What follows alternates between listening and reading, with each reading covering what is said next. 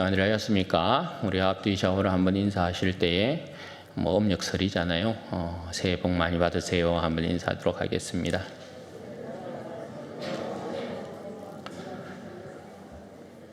새해 복들 많이 받으시기를 바랍니다. 하나님께서 주시는 참된 복들로 여러분의 가정들마다 또 여러분이 행하는 모든 일들마다 흘러차고 넘치는 2025년 한 해가 되시기를 주님의 이름으로 축원드립니다.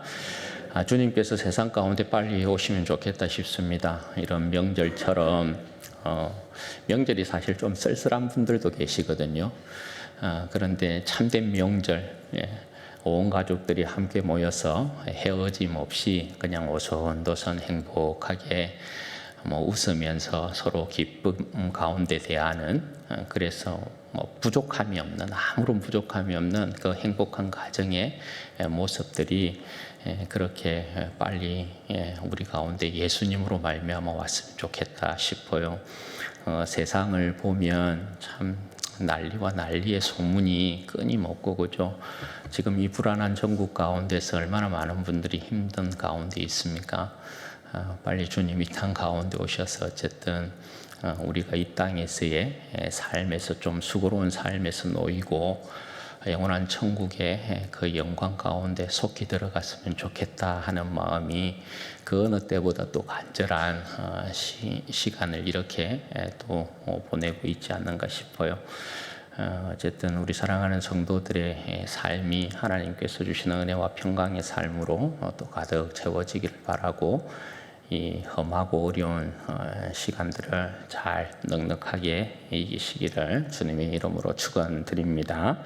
오늘은 권능의 나라 사용 설명서라는 제목으로 하나님 말씀 증거하겠습니다.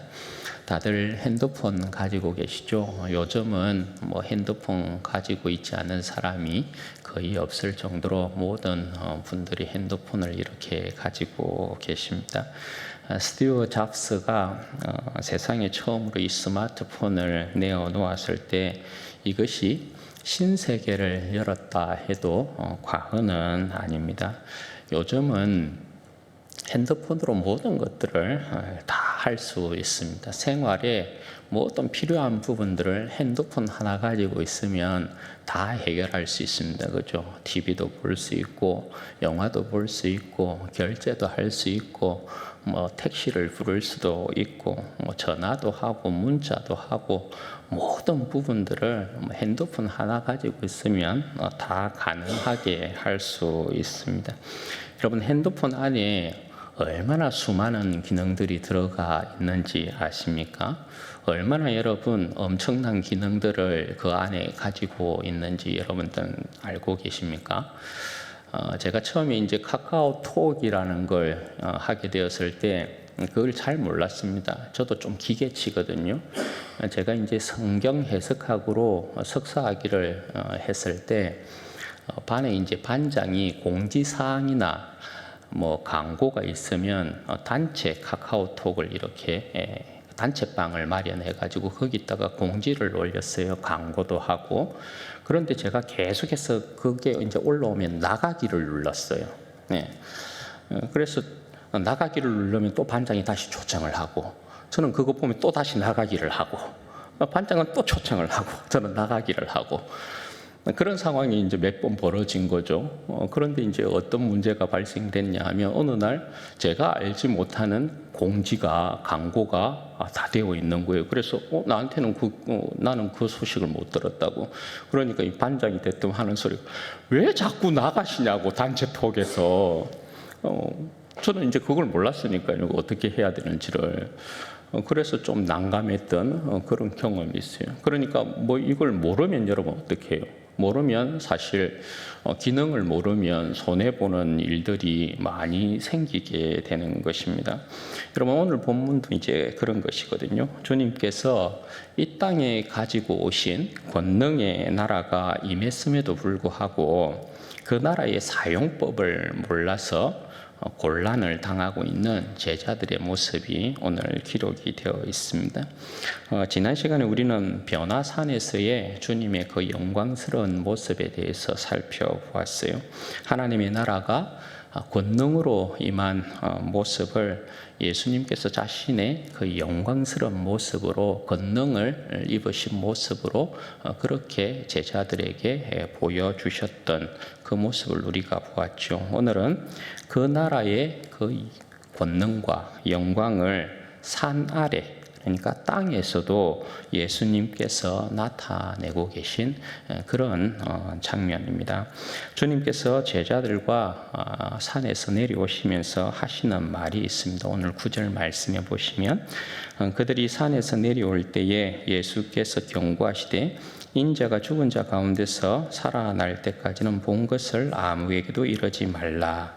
여러분, 주님께서 베드로와 야고보와 요한을 데리시고 산에 오르셔서 권능을 입으신 그 영광의 모습을 보여주셨잖아요. 그런데 산으로 이렇게 내려오시면서 너희가 본 거 아무에게도 말해서는 안 된다, 그렇게 말씀하고 계시는 거죠. 언제까지요? 예수님께서 죽은 자 가운데서 다시 살아날 때까지 너희가 본 것은 아무에게도 말해서는 안 된다, 그렇게 말씀하십니다. 여러분, 왜 그럴까요?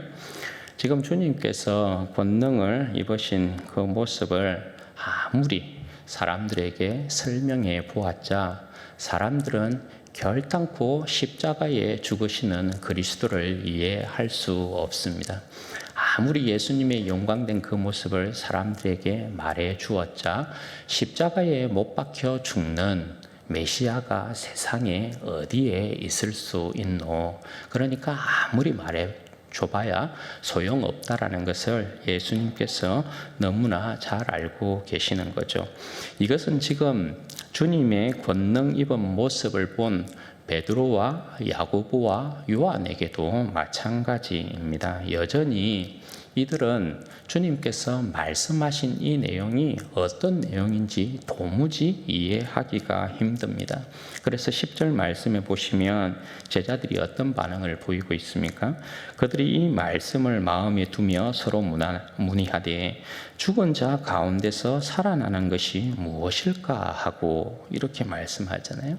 그러니까 제자들도 지금 예수님의 그 권능 입은 모습을 본 베드로, 야고보, 요한도 예수님이 도대체 죽는다라는 게 이게 무슨 말이지? 도무지 이해를 할 수 없는 거예요. 그래서 산에서 본 장면을 가지고 주님께 하나의 질문을 던지고 있습니다. 11절 말씀에 보시면 이에 예수께 묻자와 이르되 어찌하여 서기관들이 엘리야가 먼저 와야 하리라 하나이까?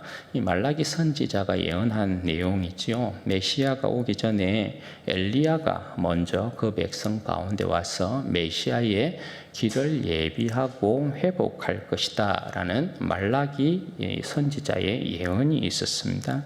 그런데 엘리야가 산에서 모세와 함께 등장하고 있었단 말입니다. 그러니까 잘 이해가 안 되는 거예요. 여기에 대해서 주님께서 이제 어떻게 대답하십니까? 12절 13절에 보면 이르시되 엘리야가 과연 먼저 와서 모든 것을 회복하거니와 어찌 인자에 대하여 기록하기를 많은 고난을 받고 멸시를 당하리라 하였느냐? 그러나 내가 너희에게 이르노니 엘리야가 왔으되 기록된 바와 같이 사람들이 함부로 대우하였느니라.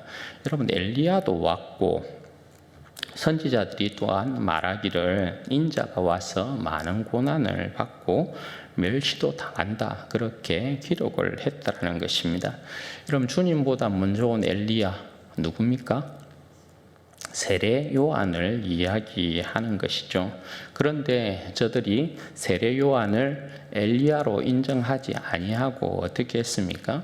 세례 요한을 엘리야로 알아보지 못하고 함부로 대하고 옥에 가두었다가 세례 요한을 목베어 죽였지 않습니까?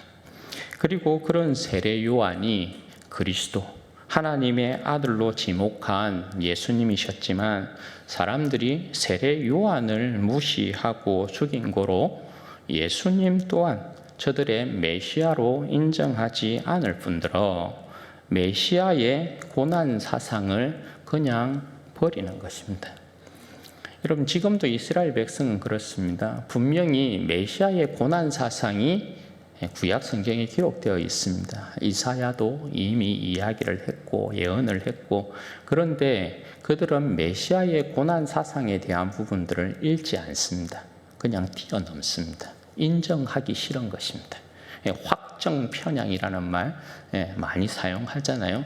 자기가 보고 자기가 믿고 싶은 것만을 그렇게 보고 믿는 것입니다. 그러니까 메시아가 이 땅 가운데 우리를 구원하기 위해서 오는데 메시아가 죽는다? 그건 이스라엘 백성들이 받아들이기 매우 힘든 그런 이제 이야기인 거예요. 그래서 이스라엘 백성들이 일부러 어떻게 하고 있다는 거예요. 예수님께서 분명히 인자가 오면 많은 고난을 당하고 멸시를 당한다라는 거, 이거 선지자들이 이미 기록했잖아, 이렇게 이야기하고 있는데 그거 그냥 딱 무시해버리고 있는 그런 모습을 보이고 있는 것입니다. 그러니까 여러분, 이들이 가지고 있는 메시아 사상이라는 건 제자들을 비롯하여서 모두가 다 총체적인 난국의 상황이라고 말씀드릴 수 있어요. 이 문제는 여러분 결국 어디에서 해결이 됩니까? 제자들도 메시아가 죽는다라는 부분들을 이해 못했는데, 이 문제는 결국 예수님께서 십자가에 죽으시고 부활하신 이후에 그렇게 제자들이 이게 이런 뜻이었구나라는 것을 알게 됩니다. 여러분, 그렇게 예수님께서 이제 산에서 내려오시는데 남은 제자들 중심으로, 그러니까 산 아래 또 제자들이 남아 있었잖아요. 남은 제자들 중심으로 큰 무리들이 그 제자들을 둘러싸고 있으면서 제자들과 서기관들 사이에 심한 언쟁이 이제 벌어지고 있는 장면을 보게 된 것입니다. 그런 상황에 무리들이 예수님이 산에서 내려오는 장면을 보고 무척 놀라며 달려왔다, 이렇게 말씀을 합니다. 여러분, 어디에 있는 장면을 이야기하는 것입니까? 출애굽기 32장의 장면을 이야기하고 있는 것이죠. 이스라엘의 무리들이 모세가 산에 오른 이후에, 시내산에 오른 이후에 모세가 이제 엿새 후 7일째에 불 속으로 들어가거든요. 하나님이 임한 그 불이 가득한 그 산으로 들어가는 것을 목격한단 말입니다. 그래서 이스라엘 백성들은 모세가 이스라엘 백성의 산 아래에 있는 이스라엘 백성이 볼 때는 모세가 불 속으로 들어가는 그런 모습이 연출이 된 것입니다. 그리고 난 이후에 모세에게 아무런 소식이 없었습니다. 그래서 이스라엘 백성들은 모세가 다 죽은 줄로 그렇게 생각을 했습니다. 그래서 이스라엘 백성들이 아론에게, 모세의 형 아론에게 금송아지를 만들어 내라고 합니다. 그래서 아론이 금송아지를 만들게 되죠. 그 금송아지를 이스라엘 백성들이 여호와라 칭하면서 산 아래서, 이런 표현이 좀 죄송스럽긴 한데 이 표현보다 정확한 표현이 없어서 제가 사용하는 거거든요. 조금 양해를 해 주시고 들어주세요. 지랄 연병을 하고 있는 거예요. 금송아지 만들어 놓고 이것이 여호와다 하면서 산 아래서 그냥 막 춤추고 놀면서 그걸 하고 있는 거예요. 그러니까 그런 상황이 여러분 모세가 내려오거든요. 모세가 내려와서 그 광란의 상황을 수습한단 말입니다. 지금 예수님의 모습이 이제 그런 것이거든요. 예수님께서 산에 오르심으로 내려오지 않아 놓으니까 이들이 예수님은 어떻게 된지 모르겠고, 주님의 이제 제자들이 있는 그 상황 가운데서 귀신 들린 아이를 데리고 와서 지금 그 상황이 벌어지고 있는 것입니다. 그러니까 예수님께서 산 아래로 내려오는 모습을 이스라엘 백성들이 목격하고 심히 놀랐다, 그렇게 이야기를 하고 있는 거죠. 그래서 예수님을 보고 그들이 달려오고 있는 것입니다. 주님께서 그 혼란한 상황에 대해서 물으시죠. 16절에 보면 너희가 무엇을 그들과 변론하느냐. 제자들을 둘러싼 무리들이 잡아먹을 듯 주님의 제자들을 이제 그렇게 괴롭히고 있는 상황이었기 때문에 그래요. 주님의 이 질문에 대해서 무리 중 하나가, 그러니까 귀신 들린 아들의 아버지가 주님께 대답하는 내용이 17절과 18절이에요. 무리 중 하나가 대답하되 선생님, 말 못하게 귀신 들린 내 아들을 선생님께 데려왔나이다. 귀신이 어디서든지 그를 잡으면 거꾸러져 거품을 흘리며 이를 갈며 그리고 파리해지는지라. 내가 선생님의 제자들에게 내쫓아 달라 하였으나 그들이 능히 하지 못하다이다. 여러분, 주님께서 베드로와 야고보와 요한만을 데리고 산으로 이렇게 오르신 후에 남겨진 제자들의 무리가 있었어요. 그래서 산 아래 남겨진 제자들의 모습을 보고 말 못하게 하는 귀신 들린, 듣지도 못하게 하는 귀신 들린 그 아이를 그 제자들에게 데리고 와서 고쳐달라고 했는데, 그 귀신을 내쫓아달라고 했는데 제자들이 그 일을 못하더라는 것입니다. 그래서 시비가 붙었어요.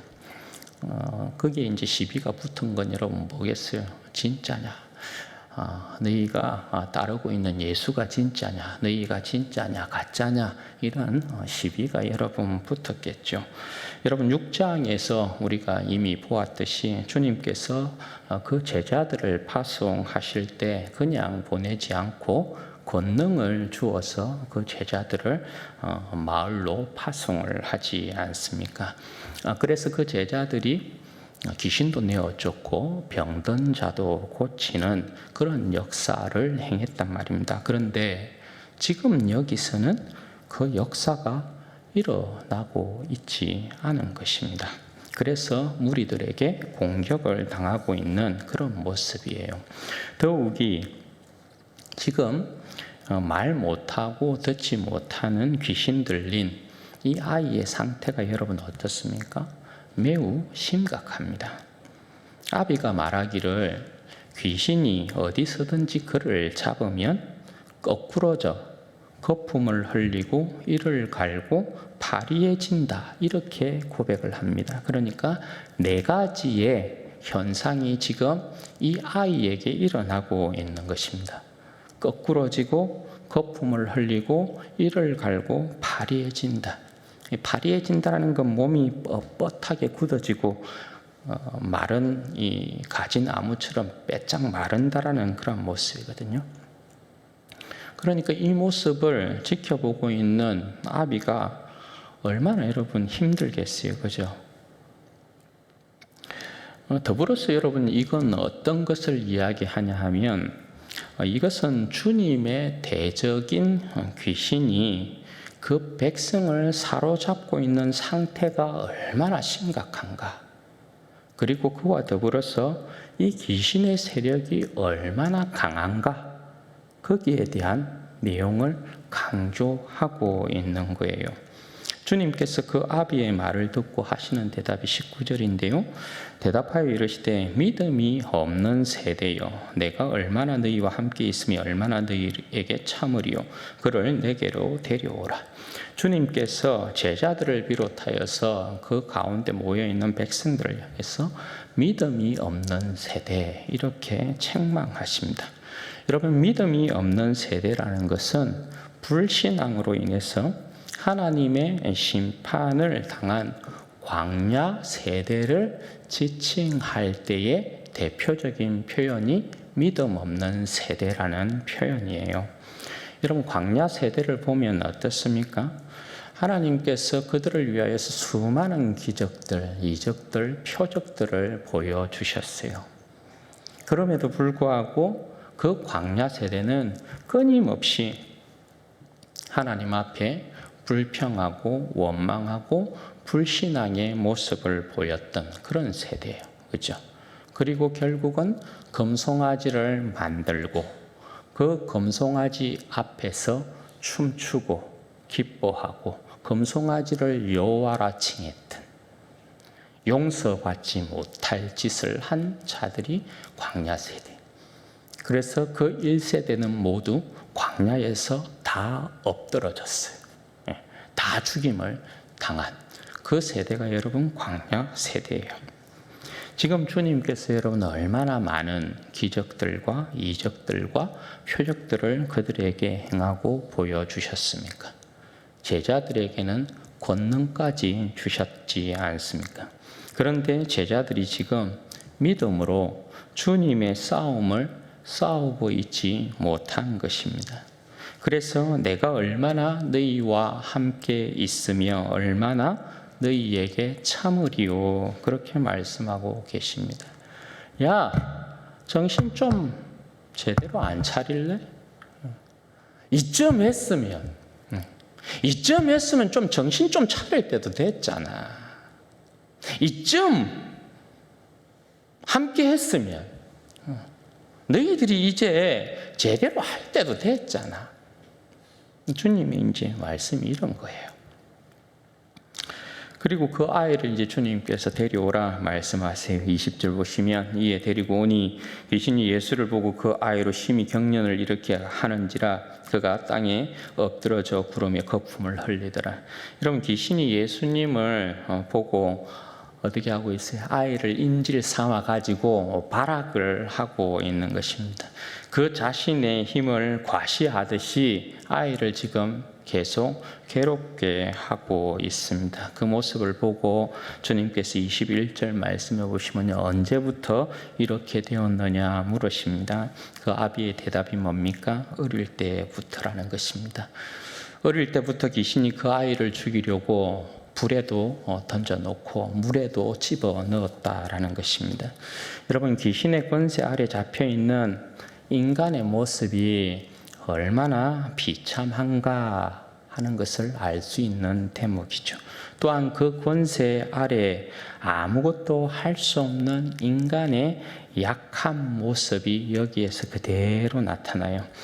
어린 아이 때부터 귀신이 이 아이를 죽이려고 불과 물에 자주 넣었다, 이렇게 말하고 있잖아요. 자의가 아니다, 그죠? 자의가 아니에요. 귀신의 힘에 의해서 질질 끌려다니면서도 반항하고 항거할 수 없는 상태에 처한 인간의 비참한 모습이 이렇다라는 거예요. 여러분, 인간이 제 아무리 잘난 척해도요, 실상은 모두가 다 이 아이와 같은 모습하고 있는 거예요. 인간은 모두 공중권세 잡은 자들의 먹잇감에 불과하다라는 것입니다. 그리고 귀신이 그렇게 아이를 죽이려고 할 때 말입니다, 물과 불에 자주 던져 넣었음에도 불구하고 아무것도 못해요. 아무것도. 아이도 아무것도 할 수 없고 그것을 지켜보고 있는 아비도 아무것도 할 수 없어요. 여러분, 이건 뭐예요? 인간이 얼마나 미약한가, 인간이 얼마나 약한가에 대한 부분을 여러분 말하고 있는 것이죠. 아비예요. 보호자란 말입니다. 아이를 책임지는 아비란 말입니다. 어른이란 말입니다. 그런데 아무것도 못해요. 여러분, 얼마나 괴로웠겠어요. 아이가 불 속으로 들어가고 물 속으로 들어가는데 죽음이 입을 벌리고 있는 그 상황 가운데 아무것도 못해요. 그저 그냥 무력해요. 그 자신이 여러분 얼마나 싫었겠어요. 여러분, 이게 타락한 인간의 실상이라는 거예요. 할 수 있을 것 같아도 여러분, 사람이 뭔가 할 수 있을 것 같아도, 사람이 뭔가 생명을 구원할 수 있을 것 같아도요, 생명을 구원하는 일에 아무것도 할 수 없는 게 인간의 모습이라는 거예요. 지금 여러분 곳곳에 벌어지는 이 전쟁의 모습을 보십시오. 각 나라에 여러분 내전이 일어나고 있는 모습을 보십시오. 어떤 사람이, 어떤 위대한 장군이, 어떤 위대한 통치자가 여러분 그 백성을 전쟁에서 구원해냅니까?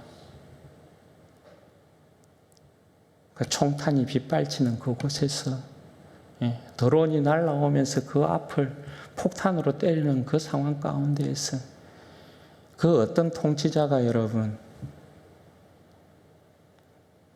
이 인간들은 모르는 거거든요.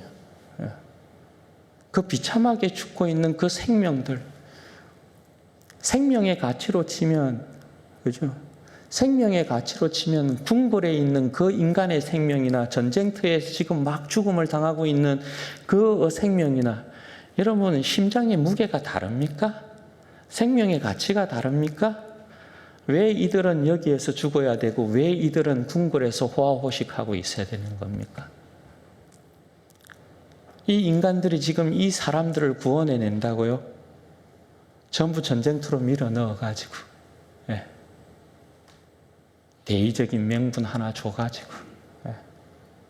그러니까 인간이라는 게 여러분 이렇다고요.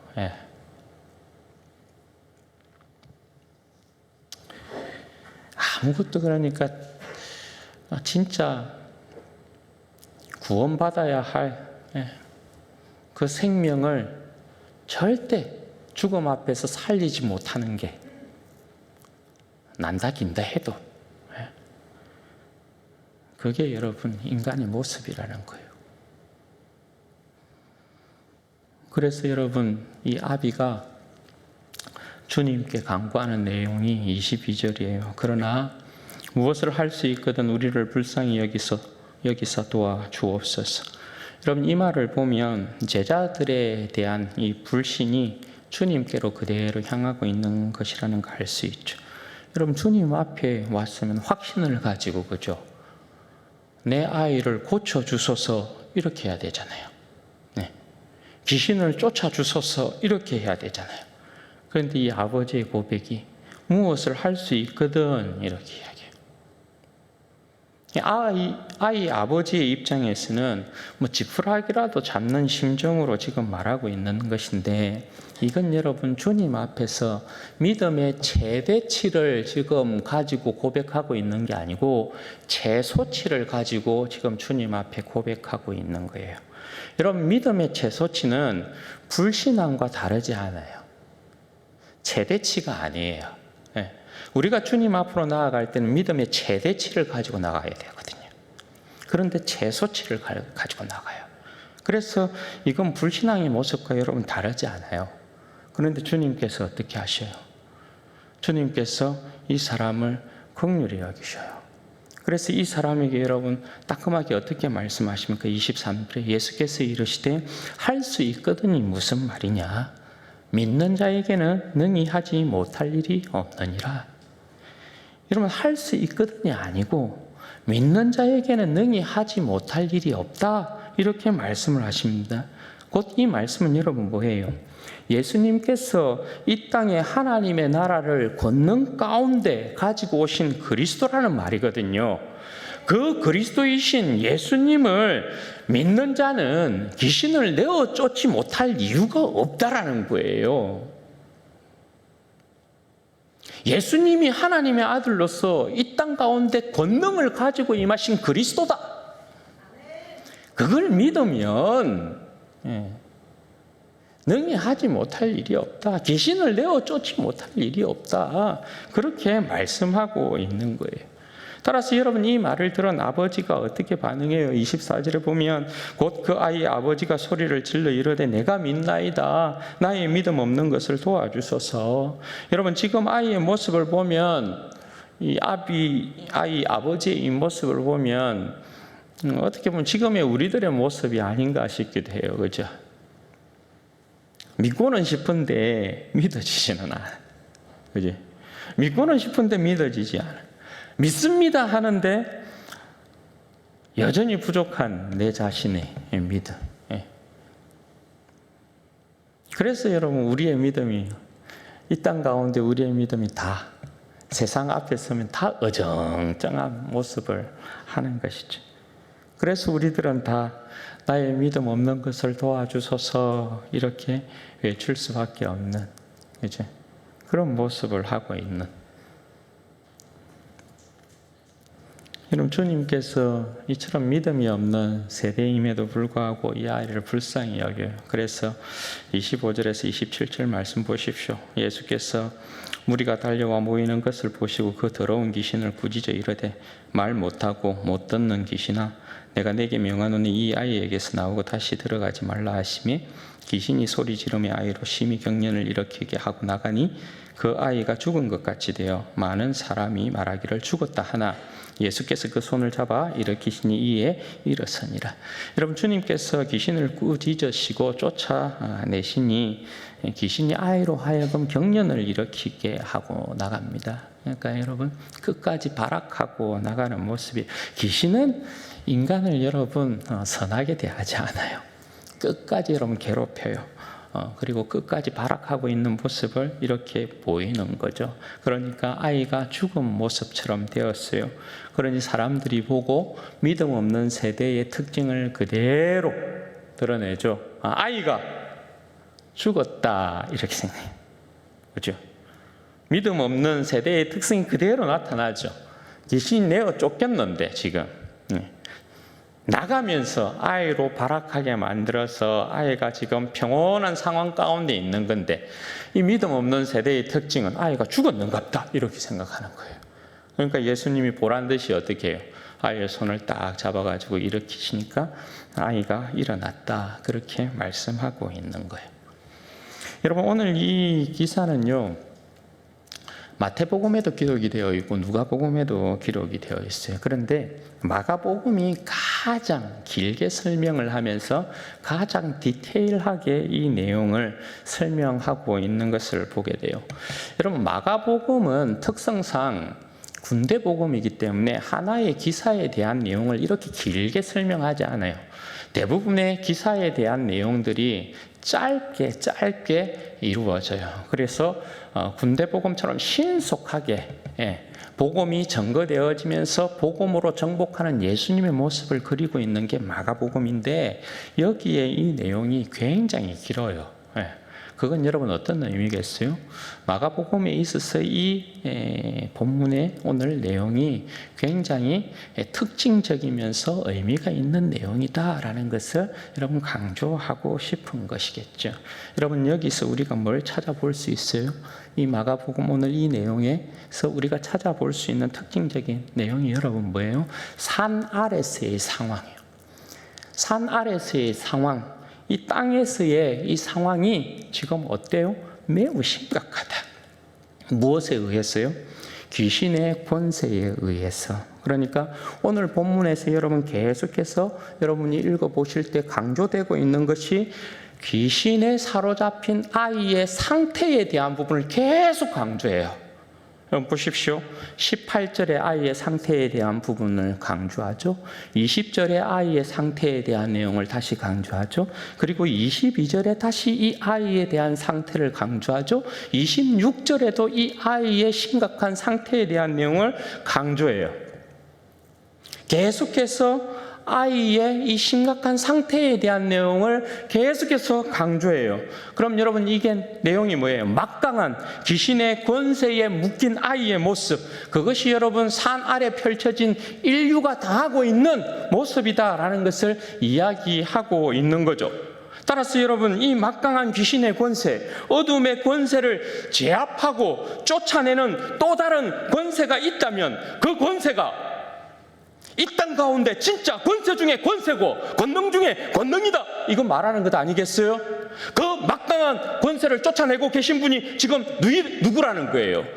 권능 중에 권능을 가지고 계신 분이 누구라는 거예요? 예수 그리스도시다, 이렇게 이야기하는 거예요. 예수님이 이 땅 가운데 오신 하나님의 아들, 그분이 진짜 우리가 기다렸던 메시아고 그리스도시다. 이 막강한 권세와 이 권능을 가진 분을 그 누구도 이길 수 없다. 이 세상을 휘어잡고 있는 막강한 권세라고 하는 귀신의 권세가 지금 그보다 더 막강한 권세로 오신 하나님의 아들이신 메시아이신 예수 그리스도에 의해서 쫓겨나고 있다. 그거 보여주는 거거든요. 여러분, 이 일이 있은 이후에 제자들이 집에 들어가서 예수님께 물어봐요. 우리는 어찌하여 능히 그 귀신을 쫓아내지 못했습니까? 그러니까 주님께서 뭐라 말씀하세요? 29절에 보면 이르시되 기도 외에 다른 것으로는 이런 종류가 나갈 수 없느니라. 여러분, 그럼 이 말씀은 뭐예요? 제자들이 말 못하고 못 듣는 귀신을 아이에게서 쫓아내지 못한 것은 기도하지 않았기 때문이다 라는 말이 되는 거죠. 곧 하나님을 의지하고 주님을 의지하지 않았기 때문이다, 이런 말씀이 되는 거죠. 여러분, 기도는 뭡니까? 기도는 의지에 대한 표현 아닙니까? 여러분 잘 들어보세요. 기도라는 것은 1차적으로 발가벗겨서 그냥 말씀드리자면 약자가 강자에게 도움을 구하는 행위예요. 이게 기도에 대한 1차적인 가장 1차원적인 의미예요. 이걸 절대 여러분 무시할 수 없어요. 기도는 약자가 강자에게 도움을 구하는 행위예요. 여러분, 강자는 도움을 구하지 않죠.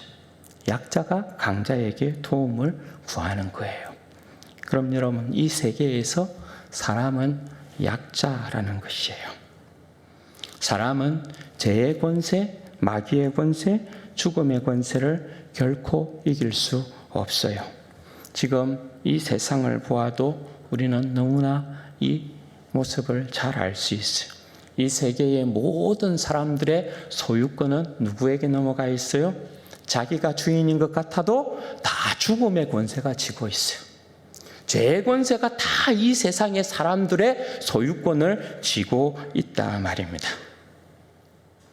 이 세상, 여러분, 죄악의 권세가, 마귀의 권세가, 죽음의 권세가 막강인데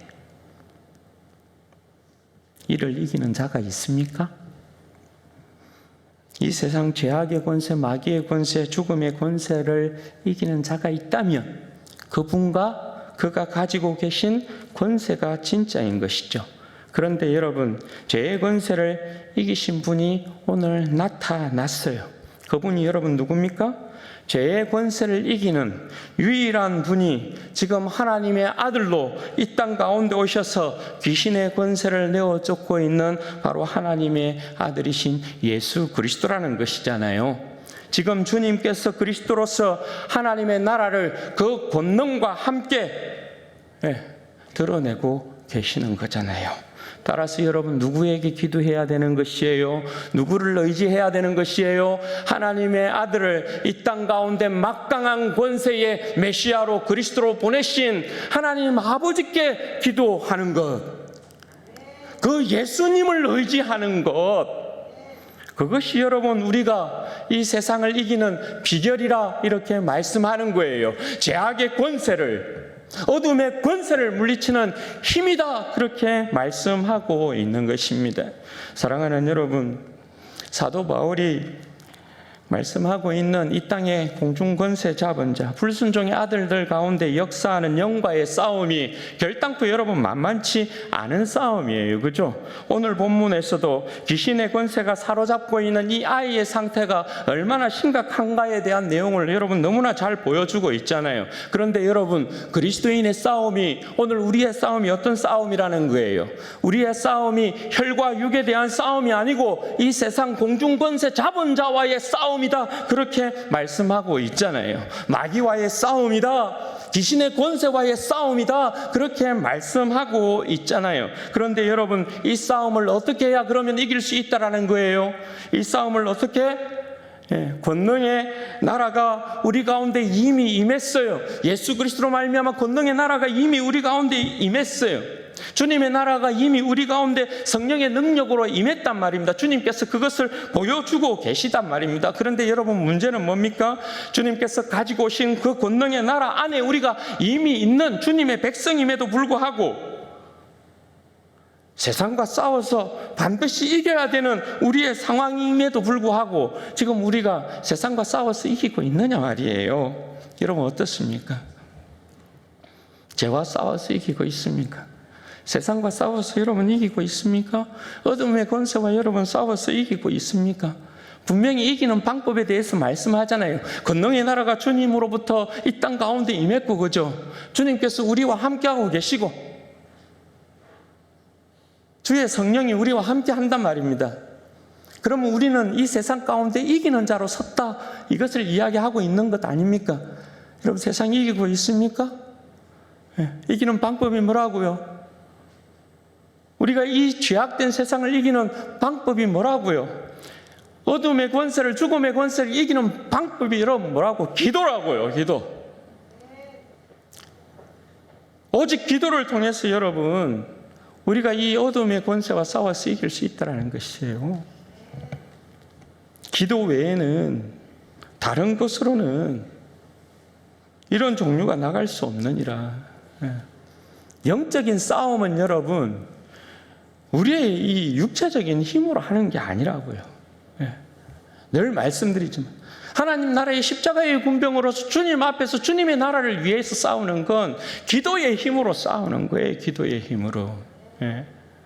기도하지 아니하고, 기도는 여러분 뭐라고요? 하나님 아버지께 도움을 구하는 거예요. 하나님 아버지를 의지하는 거예요. 우리 주 예수 그리스도를 의지하는 거예요. 예수 그리스도가 우리의 인생의 대장이라는 거거든요.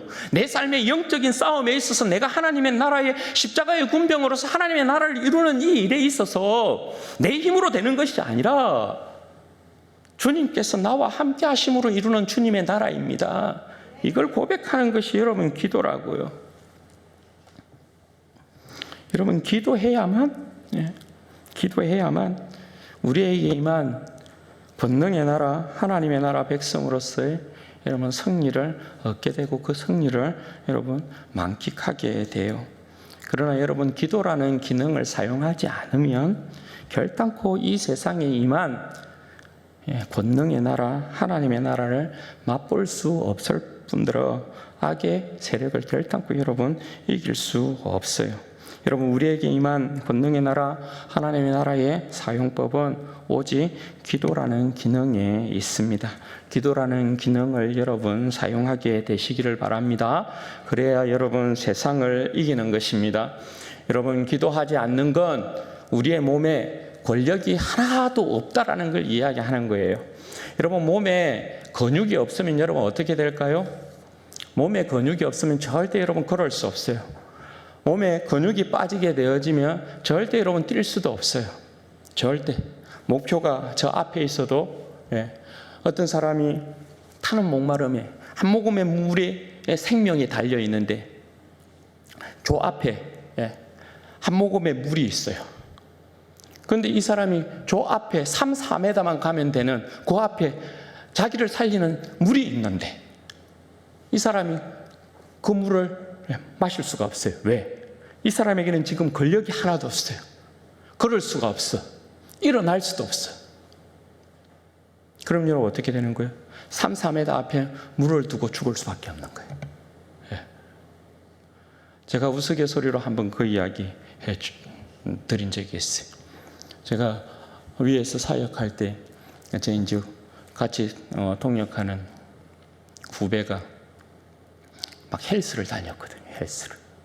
그러면서 막 자기가 PT 하면서 막 목사님 한 만져 보십시오. 이런 가슴 근육 한 만져 보라고.